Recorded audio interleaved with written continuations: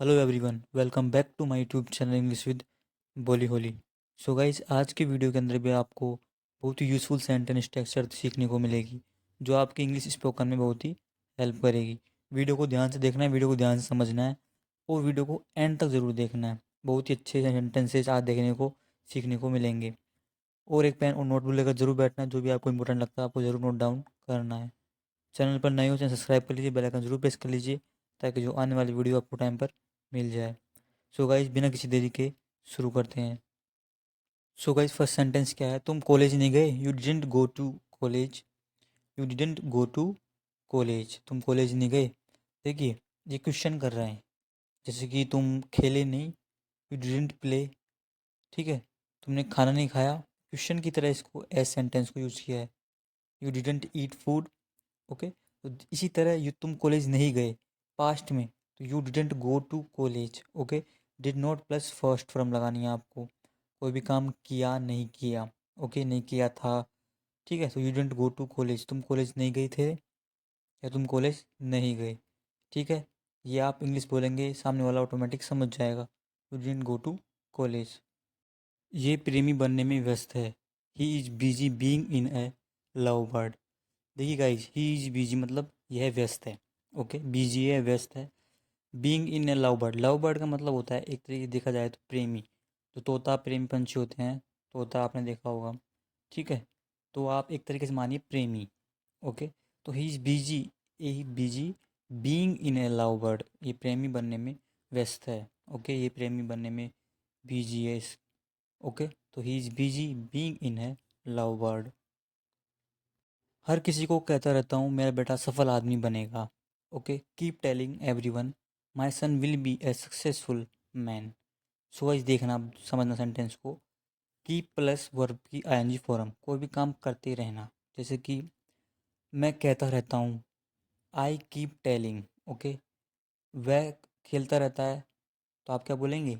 He keeps playing, वह खेलता रहता है। वह सारे दिन टीवी देखता रहता है। He keeps watching TV all day. Okay, तो इस तरह आप बोल सकते हैं। तो कीप प्लस वर्ब के एंज फॉर्म, कोई भी काम करता रहता है। तो क्या बोलते हैं कि संजय देओल क्या बोलता है कि आई कीप टेलिंग एवरीवन। ठीक है, आई नहीं है तो मैंने बता दिया, आई लगा सकते हैं आप। आई कीप टेलिंग एवरीवन, मैं हर किसी को कहता रहता हूँ। My son will be a successful man. Be का मतलब बनना भी होता है, सफल आदमी बनेगा। ओके, लेकिन इसकी तरफ देखो, but look at him. Look at him, लेकिन इसकी तरफ देखो। अगर गाइस, अगर ये यहाँ पे अगर ये फीमेल होता, ठीक है, तो क्या फीमेल होती तो आप क्या बोलते? लुक एट हर बोलते। ओके, इसकी तरफ देखो। Okay, look at her. But यहाँ मेल है तो look at him. Got it? यह भाग्यशाली होगा यदि ट्रक ड्राइवर बन सके। ही would be lucky if he could become a truck driver. कहने का मतलब है ये ट्रक ड्राइवर भी बन जाए, ट्रक ड्राइवर भी बन जाए तो भाग्यशाली होगा। ही वुड बी, ठीक है, ही शॉर्ट बोल रहा है, ही वुड बी लकी, भाग्यशाली। लकी मतलब भाग्यशाली, भाग्यवान। इफ़ ही कुड बिकम, यदि यह बन सके, ए ट्रक ड्राइवर, यदि ट्रक ड्राइवर भी बन सके तो भाग्यशाली होगा। ओके, तो he would be lucky if he could become a truck driver. यह 10 दिनों से कॉलेज नहीं जा रहा है। He has been missing college for 10 days. अब यहाँ पे मिस, मिस करना, यहाँ पे नहीं जाने के अर्थ में अर्थ निकला है। ठीक है, तो ही हैज़ बीन मिसिंग कर रहा है, नहीं जा रहा है मतलब मिस कर रहा है। कॉलेज फॉर 10 डेज, 10 दिनों से। ठीक है, प्रेजेंट परफेक्ट कंटिन्यूस का सेंटेंस है। कैसे पता लगा? Has, have, been plus verb की एनजी फॉर्म दिखे आपको, तो वो प्रेजेंट परफेक्ट का सेंटेंस होता है। इट मीन्स समझिए, कोई भी काम आप कर रहे हैं, कुछ दिनों से या कुछ समय से कोई भी काम कर रहे हैं। मैं तुम्हारा 2 घंटे से वेट कर रहा हूँ। ठीक है, वह तुम्हारा सोमवार से वेट कर रहा है। ओके, ठीक है, तो यह 10 दिनों से कॉलेज नहीं जा रहा है, तो ही हैज़ बीन, ही यहाँ पे लड़के के लिए यूज हुआ है। Has been missing college for 10 days. ठीक है, इसको आप शायद इस तरह बोल सकते हैं, गो का यूज करके। He has not been going to college for 10 days, या 10 दिनों से कॉलेज नहीं जा रहा है। अगर आप एग्जैक्ट इसका अर्थ निकाले तो हिंदी से इंग्लिश बनाए तो, ठीक है, तो he has been missing college for 10 days, ये बेटर है। ओके, 10 दिनों से कॉलेज नहीं जा रहा है। Got it? ऐसा नाटक मत करो कि तुम नहीं जानती। Don't pretend you don't know. Pretend, pretend इसका मतलब होता है बहाने बनाना, नाटक करना, ढोंग करना, दिखावा करना। ओके, सो कहने का मतलब है डोंट प्रिटेंड, मतलब दिखाओ मत करो, नाटक मत करो। यू डोंट नो कि तुम नहीं जानती, ओके, क्योंकि तुम्हें नहीं पता कि ये मिस कर रहा है कॉलेज, ओके। तो don't pretend you don't no, don't pretend, okay. Pretend मत बताया मैंने आपको, नाटक करना, ढोंग करना, दिखावा करना, okay.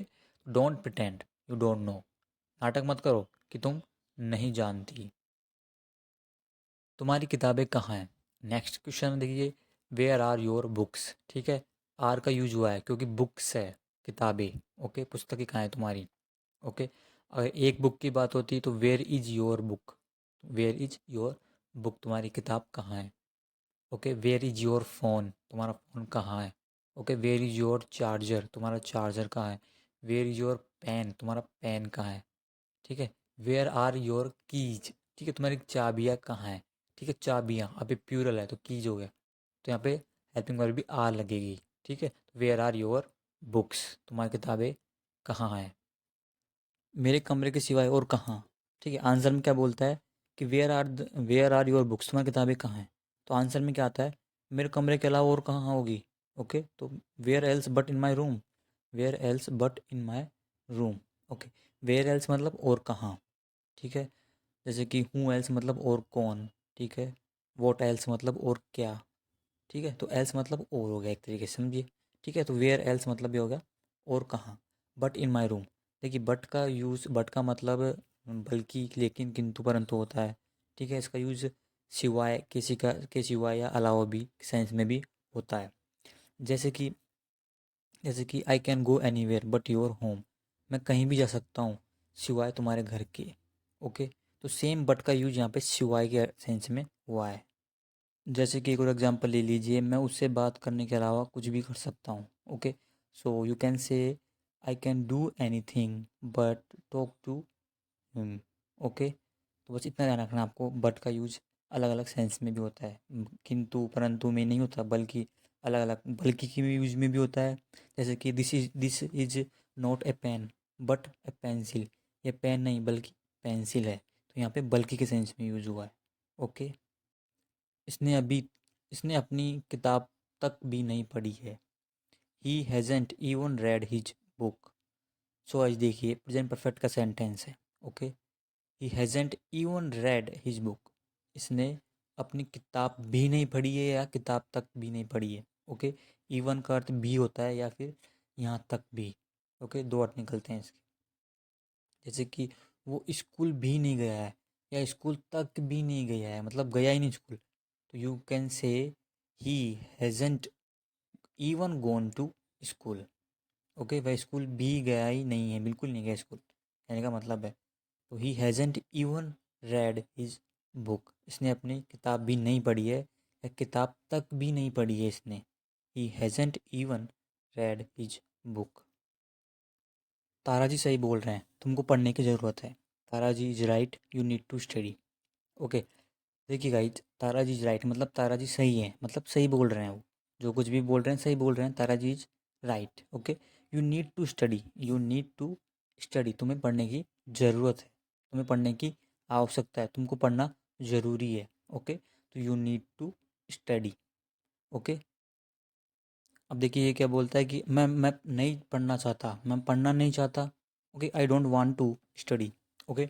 Don't want to, it means कोई भी काम आप करना नहीं चाहते, subject plus don't want to plus verb की first form. For example I don't want to go, मैं नहीं जाना चाहता, I don't want to go with her, मैं उसके साथ नहीं जाना चाहता, okay. I don't want to study in this school, मैं इस स्कूल में पढ़ना नहीं चाहता, okay. I don't want to go to college, मैं कॉलेज नहीं जाना चाहता, ओके। ठीक है, I don't want to sit, okay. I don't want to play, okay. तो इसी तरह आप कुछ भी सेंटेंस बना सकते हैं, कोई भी काम आप करना नहीं चाहते, गॉट इट। तुम इसे बिगाड़ रही हो, you are spoiling him, spoil मतलब बिगाड़ना, नाश करना, ठीक है। इसका यूज़ आप किसी को भी, जैसे कि आप कई बार अपने घर में भी यूज़ कर लेते हैं, तुम इसको बिगाड़ रहे हो, ओके। तो you are spoiling him, you are spoiling him, तुम इसे बिगाड़ रही हो। बालों के लिए भी यूज़ कर सकते हैं, डोंट स्पॉइल माई हेयर, मेरे बाल खराब मत करो, ओके, बिगाड़ो मत, ओके। तो स्पॉइल का अर्थ मतलब बिगाड़ना, खराब करना, गॉट इट। यहाँ पर आओ, उसका हाथ छोड़ो, come over here, come over here मतलब यहाँ पर आओ, ठीक है। गो ओवर देयर, वहाँ पर जाओ। ठीक है, जैसे कि the lift is over there, lift वहाँ पर है। Okay, the lift is over there, वहाँ पर है। ठीक है, उसका हाथ छोड़ो। Let go of her hand. ठीक है, लेट गो ऑफ एक फ्रेज होती है, इसका मतलब होता है to release one's grip on someone और समबडी समथिंग। ओके, मतलब रिलीज करना, छोड़ना। स्टॉप होल्डिंग दैम मतलब उसको छोड़ देना। तो यहाँ पे क्या कहने का मतलब है, इसका हाथ छोड़ो, let go of her hand. ठीक है, हर यहाँ पे लेडी के लिए जो है। ठीक है, तो late go of her hand, उसका हाथ छोड़ो। ठीक है, इसे सारे दिन कमरे में बंद रखना। Keep him locked in the room all day. क्या सेंटेंस आया कि इसको सारे दिन कमरे में बंद रखना। Keep him locked, keep him locked मतलब बंद रखना। इन द रूम कमरे में, ऑल डे मतलब सारे दिन, पूरे दिन। ओके, तो keep him locked in the room all day. मैं उसको ठीक कर दूंगा, I will fix him. I will fix him, fix का मतलब होता है ठीक करना। बहुत सारे अर्थ होते हैं, पुट इसका मतलब लगाना भी होता है, इसको सिनोनिम्स पुट भी हो सकता है, सेट भी हो सकता है। ठीक है, और भी हो सकते हैं। ठीक है, लेकिन फिक्स का अर्थ समझिए आप, फिक्स का अर्थ ठीक करना।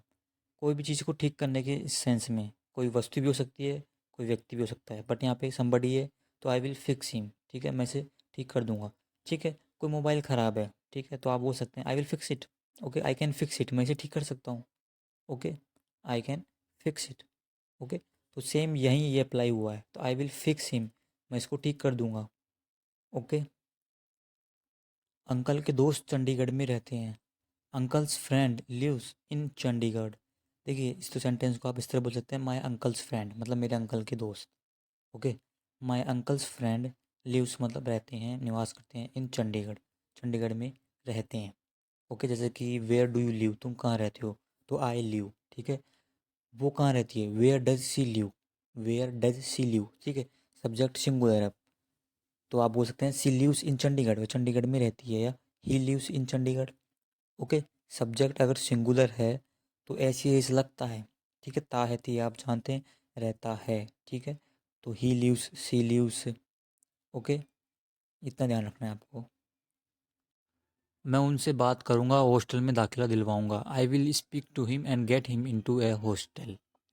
Okay, I will speak to, I will speak to him, मैं उनसे बात करूंगा। Okay, and get him into a hostel, hostel में दाखिला दिलवाऊंगा। ठीक है, गेट इनटू के काफ़ी सारे अर्थ होते हैं। ठीक है, पहुंचना, जाना, या फिर मुसीबत में पड़ना, किसी चीज़ में पढ़ना। ओके, दाखिला मिलाना। ठीक है, तो यहाँ पे क्या निकलेगा इसका, दाखिला का। तो I will speak to him and get him into a hostel, मैं उनसे बात करूंगा और हॉस्टल में दाखिला दिलवाऊंगा, या हॉस्टल में उसको पहुंचवाऊंगा। कुछ भी अर्थ निकाल सकते हैं आप गेट इनटू। ठीक है, काफ़ी सारे अर्थ होते हैं।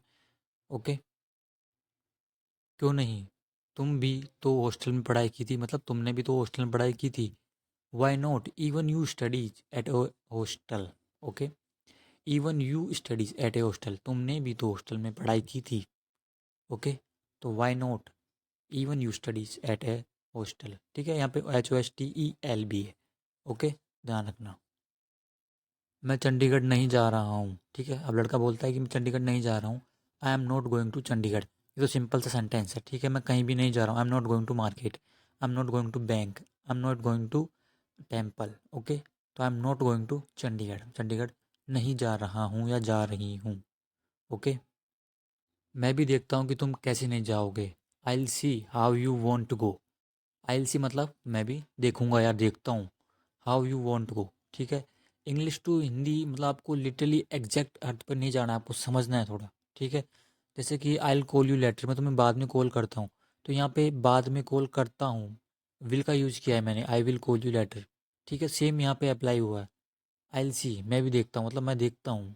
How you won't to go, won't मतलब विल नॉट होता है। ओके, कि तुम कैसे नहीं जाओगे।